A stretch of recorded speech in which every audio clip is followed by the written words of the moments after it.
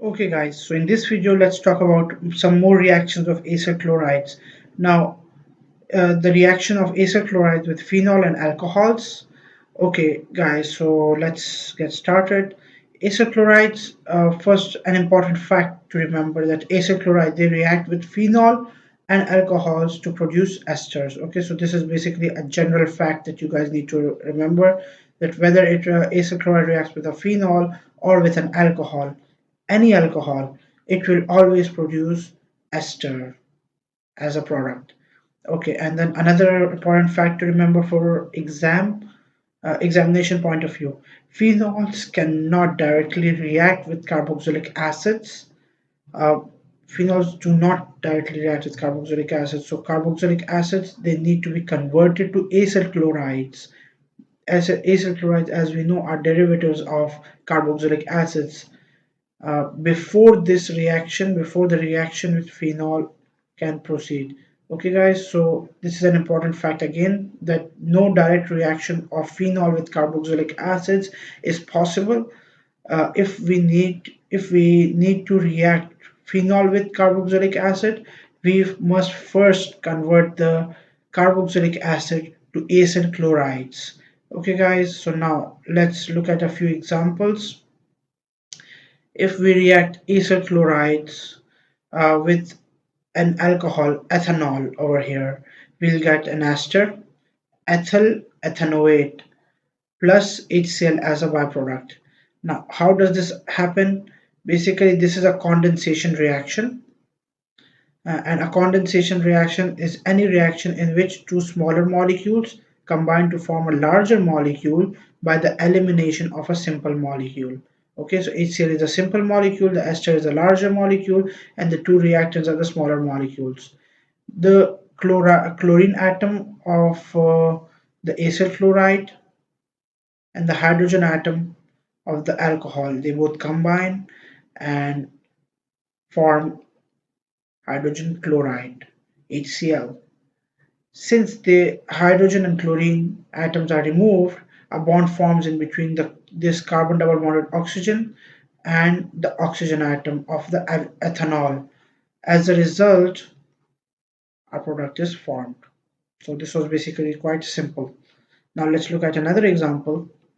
If we react an acyl chloride with phenol, we know that phenols only react with acyl chlorides and do not react with carboxylic acid. Again, chlorine atom of the acyl chloride and the hydrogen atom of the phenol both combine, forming HCl and are removed. As a result, we get our final product, again an ester, CH3, C double bonded oxygen. Okay, the product, this is the structure from the acyl chloride side, and then this carbon double bonded oxygen gets bonded with the oxygen atom of the phenol, and then this oxygen has a benzene ring attached to it. This is our product, main product, and HCl is given out as a byproduct. Alright guys, so this was a reaction. This is quite simple. A condensation reaction occurs when phenol or ethanol or any alcohol reacts with acyl chlorides directly. Alright, now let's look at a few more examples, some more reactions actually. Now, in this reaction with ammonia, okay, reaction with ammonia forms amide. Amide is any structure or any compound that contains an amide linkage, carbon double bonded oxygen directly attached to the nitrogen with a hydrogen. Okay, so this is basically this entire dotted blue part represents the amide linkage over here. We have our acyl chloride over here. This time we have an acyl chloride with the benzene ring, the benzoyl chloride reacting with ammonia. Ammonia, now the hydrogen of ammonia and the chlorine atom of the acyl chloride, they both combine forming HCl. Again, a condensation reaction occurs, and this time an amide linkage is formed, and carbon double bonded oxygen with a nitrogen and a hydrogen directly attached. So the remaining structure remains the same. Only the hydrogen and chlorine are removed, and the two of the reactants they combine forming our product. Okay, this carbon nitrogen bond over here, is known as the peptide bond, and this is the bond which is present in proteins, the biopolymer protein. Okay, and the dotted part represents the amide linkage. The carbon double bonded oxygen will attach to a nitrogen and a hydrogen. Now, this HCl which is produced over here, this is acidic, and ammonia that we use as a reactant is basic. So this HCl will react with excess ammonia, forming our ammonium chloride salt. Okay, so alkaline ammonia, it reacts with acidic HCl, forming ammonium chloride salt. Now let's look at a reaction of acyl chlorides with primary amine. So when acyl chlorides they react with primary amines, okay, primary amine is is an amine that contains a carbon atom directly bonded to the nitrogen of the amine group. Okay, now the carbon atom is directly attached to the nitrogen atom. Again, it contains two hydrogen atoms, so one of the hydrogen atoms will combine with the chlorine atom of the amide, forming HCl molecule, and the carbon nitrogen peptide bond forms. And this again uh, an amide is formed.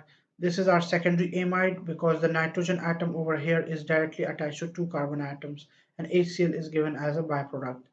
Now, let's look at our last reaction of acyl chlorides. That is basically the reaction with secondary amine. Secondary amine is basically an amine that contains two carbon atoms directly bonded to nitrogen atom. It has one hydrogen atom, so the only hydrogen atom that it has combines with the chlorine atom of the acyl chloride, forming HCl, which is eliminated, and the carbon double bonded oxygen combines with the nitrogen of the amine, forming a peptide bond. And again we have our amide. This time we have a tertiary amide. Tertiary because the nitrogen atom is directly bonded to three carbon atoms. One is the carbon of the carbonyl group, and then the other two are from the methyl groups, and HCl is given as a byproduct.